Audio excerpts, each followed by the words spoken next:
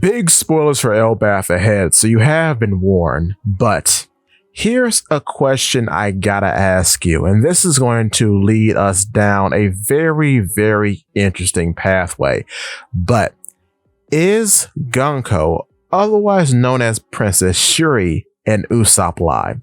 What do I mean by that? Well, currently in the manga, we are in Elbaf covering Brook's backstory, the backstory that was alluded to in Thriller Bark in various instances, right? And what is so interesting now is that we see that Brook trained Princess Shuri when she was a young woman in the art of swordsmanship, right? And we all know that Brook's joining arc was Thriller Bark, right?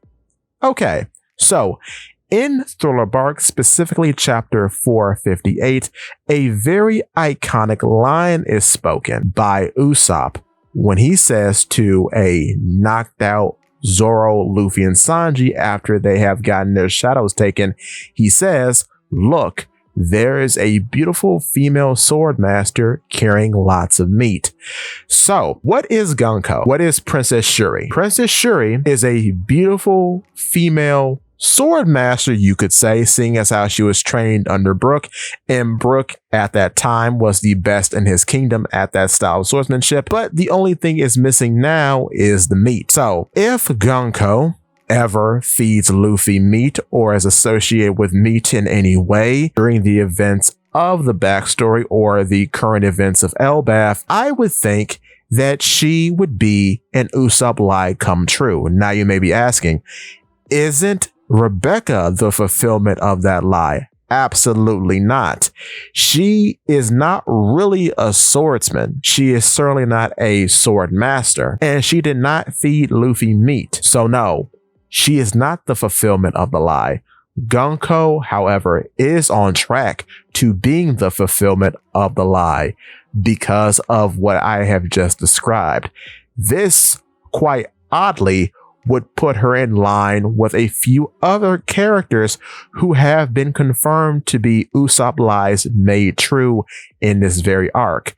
Her partner in the Holy Knights, Figurlin Shamrock, is actually a fulfillment of an Usopp lie because his sword Cerberus is an actual Cerberus. In Usopp's very early days, he called a dog a Cerberus, and this is the first time an actual Cerberus has appeared in One Piece. The other time in which we have a false Cerberus is coincidentally in Thriller Bark, which is interesting how we keep coming back to Thriller Bark. But anyway, another fulfillment of an Usopp lie happens in that very same chapter because he calls a lizard a dragon. The first actual full-fledged dragon that we have in One Piece with no strings attached is Loki, as Loki is the user of the dragon fruit mythical type model Nidhogg that allows him to become a colossal black dragon, fully fledged, no strings attached. Unlike, say, Dragon 13 in Punk Hazard, who was an experiment, and Dragon 21 in Punk Hazard, whom was also an experiment. So Gunko in this way would be the third long-standing Usopp lie fulfilled to happen in the arc of Elbaf, and I find that very interesting. This brings me to the point of the video.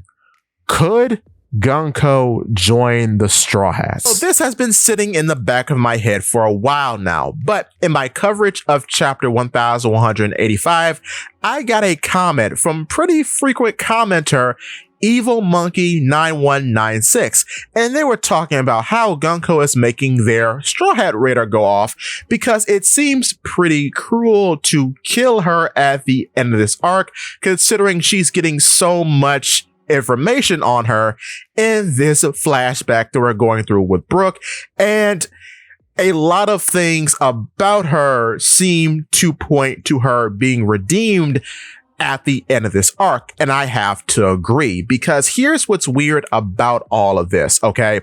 So Based on what is said in chapter 1185, Gunko, or Shuri, wanted to become a pirate alongside Brook, as they talk about this when the kingdom of Hesperia had fallen into disarray, which is something quite interesting because the only thing keeping Brook in Hesperia was his debt to King Ruvian. However, that debt now is gone because King Ruvian is dead.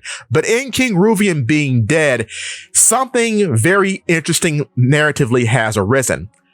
Gunko might be a narrative duet to Loki in the way that this Brook flashback is unfolding. Because in chapter 1185, we see that both King Ruvian and Gunko, or Princess Shuri at that time, had fallen under the spell of Dami Reversi by Emu, most likely Emu possessing Marcus Mars, because we see a silhouette that looks like his bird form in this very chapter. So, much like Loki, Shuri had to kill her father, whom was under the effects of Diamond Reversi. The only difference is that Loki was free when he killed his father. He did it on his own accord, and his father wished it to be so. But we don't know what exactly the circumstances are concerning Shuri and Ruvian. But I would think they are probably more or less the same kind of ordeal. But with that being said, it's also weird that both Loki and Gunko have weird eyes, and said weird eyes have never been explained thoroughly. Because the weird part about this now is that Loki has demon eyes and Gunko has heterochromia, but neither of their respective parents have these traits.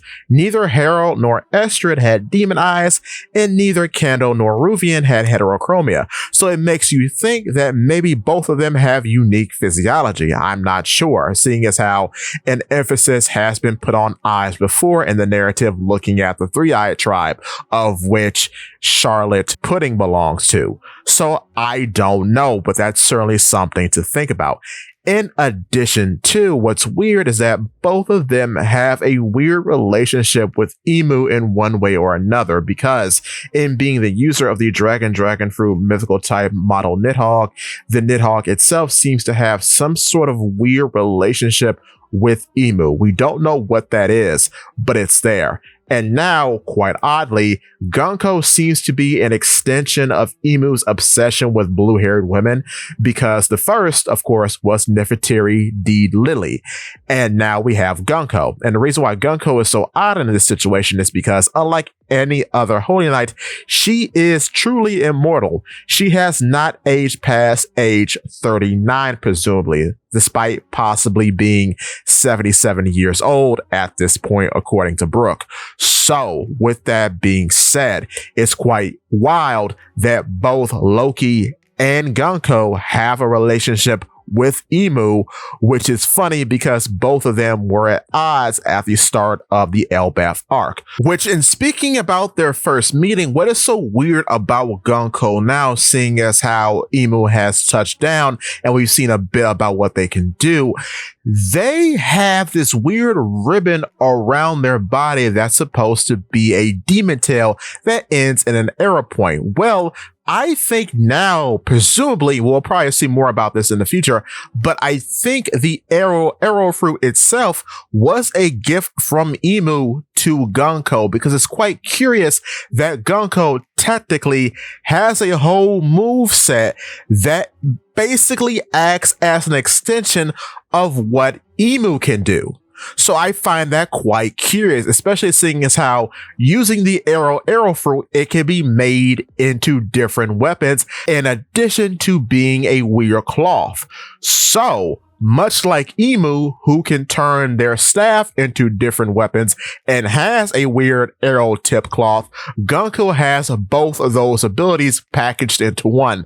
So I find that quite curious, and that's another thing that they both have in common. Now, With all that being said, do I think it's possible for Gunko to be freed from Imu's control without dying like Saturn? Yes. But, and this is going to swing back to Gunko possibly being purified. However, what is so interesting about the Elbaf arc is that it has served as a lore dump for several different concepts that relate to Nika. However, with that being said, what is so interesting about Brook and having a Brook flashback within this arc specifically is because Brook throughout the story of One Piece has struck a Nika pose several times while playing music. This is interesting because we now know Nika is a musical being, as his heart produces a beat called the Drums of Liberation, which has several different magical effects attached to it.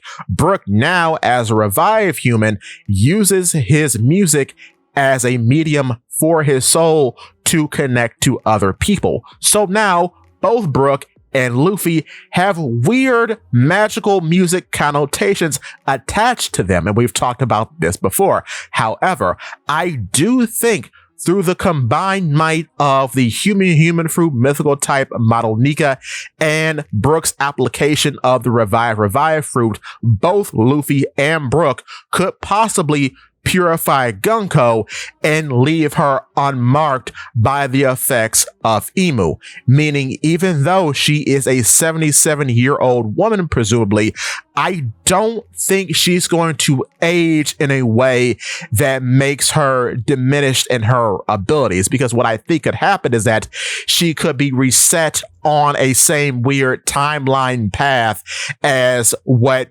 Robin or Nami presumably would experience once they became around her age, meaning that she'll remain hot after she is relieved from Imu's influence. That's what I think. Or she could just be restored to what she was before Imu's influence dug its teeth into her. So I don't think even without Imu's influence, she'll be crippled by old age. I don't think that's going to happen. Regardless of how the narrative goes about it, I think Gunko, if she is to be redeemed and if she is to be made a main character, she's going to come out of this fairly unscathed. But to continue, considering Bonnie being a thing, I do think that's a possible avenue to help Gunko out in the future if old age is a problem. However, I don't think the narrative is going to be so cruel as to cripple Gunko significantly after she comes from under Imu's influence. I just don't think that's going to happen. However, in talking about crewmates in general, I have said in the past that I do think there are going to be 14 people under Luffy. Now, I don't think extending that to 15 is a problem, because Gunko, much like Brook himself, is in a very interesting narrative situation in which the narrative does allude to her in previous arcs, because in Thriller Bark, Brook often talks about his past and Gunko is a part of his past. So she, like him, was a interesting extension of the narrative that we would get to in the future, because Laboon was the same way. We didn't know the crew that left Laboon behind, but Brook was a part of that crew. So Gunko is just a further extension of that, based on what is said by Brook in Thriller Bark. However, in talking about her being a crewmate now, I do think at her oldest, being 39 and now being 77, she would take up the grandmother role in the crew, possibly relieving Frankie of that duty, because the fact that Frankie was replaced by Jinbei as the father will never not be ridiculous to me for a number of reasons. So I think Gunko does take up the grandmother role. Now, with that being said too, do I think having her on the crew moveset wise steps on Brook's toes? I don't think so, because in Brook being a revive human and having the power of cryokinesis, and Gunko being a user of the arrow fruit, even though they both have very similar origins in moveset, their movesets differ greatly, even though they're both swordsmen. I don't think that's a problem. But to continue, Another interesting point about Brook and Gunko is that they're both kind of thematically similar at this point because they're both Halloween themed. Brook is a skeleton and Gunko is a mummy because of her being constantly wrapped up in the bandages or cloth provided by the arrow fruit. And talking about the arrow fruit again, it's very interesting that it could be a special paramecia because it has very similar qualities to that of, say, Charlotte Katakuri's Mochi Mochi fruit or, say, Doflamingo's String fruit, in which she can produce a substance limitlessly and effortlessly, and that substance has unique properties attached to it. So yes, she could be a special paramecia, and we don't have one of those on the crew yet. So that's another interesting point that could make her unique. Now, as far as crew position goes, I don't know. I don't know what she could be. I think that remains to be seen. However, in terms of what I think we'll walk away with at the end of Elbaf, I think the most likely scenario, or the dream scenario, is that we have Loki, Bonnie, and Gonko all joining. I think that is possible because all three of these characters are narratively rich, and I think all of them are possibilities to be long-standing characters moving forward in the narrative. Now, in talking about long-standing characters, let's talk about Jinbei. I think Jinbei could be connected to Gunko in that if Gunko is purified by the efforts of Luffy and Brook, I think Imu will take that to heart and kill Jinbei personally. Because like I said in another video, there needs to be a defining point in which Luffy starts to hate Imu like how Luffy hates Blackbeard and Aki Inu. I think that needs to happen. I think that has to be the case at some point, because establishing Imu as a villain needs to have some sort of repercussions that actually stick. I don't think killing Gunko actually is a powerful enough repercussion. It has to be personal to the main character, whom is Luffy. I think Imu has to end up killing Jinbei as a response to Luffy and Brook purifying Gunko. I think that's the most likely scenario moving forward. Because as I've talked about in this very video, there's interest and intrigue with Gunko, with Loki, with Bonnie, with Yamato, with Stussy, with Koala, but there's none for Jinbei. And if there was going to be any set up, it would have been set up years ago. Jinbei was mentioned back in Arlong Park and debuted in Impel Down. And since then, nothing has been set up for him. So I think he's narratively dead as a character. There's nowhere to go. So I think all these other characters that I've talked about in various videos have more staying power than him. That's why I think Elbaf could be the nail in his coffin. So, to give a final crew count of the people I think that are going to serve under Luffy at the end of the series, we have Zoro, Nami, Usopp, Sanji, Chopper, Robin, Brook, Koala, Yamato, Vivi, Bonnie, Loki, Stussy, and now Gunko. So bringing things back to Luffy and the whole numerology of Go and Mu being 5 and 6, I think Luffy, for all intents and purposes, is 5. His birthday is May 5th. There are 5 gears, etc., etc. And his crew could be 6 in this case. Because if there are 15 people under him, you add 5 to 1, you get 6. So him plus his crew make up the number pun of Go Mu. Him being the 5 by himself and his crew collectively being the 6. That's what I think. So with that being said, that's what I think the final crew is going to look like based on the information we have now at this current time of recording. But with that being said, if you are enjoying the video so far, click the like button. And if you want to see more from me, click the subscribe button, followed by that bell so you never miss a video. In addition to, click the hype button because it really does help. With that being said, give me your thoughts and tell your friends about Polypede. Exit!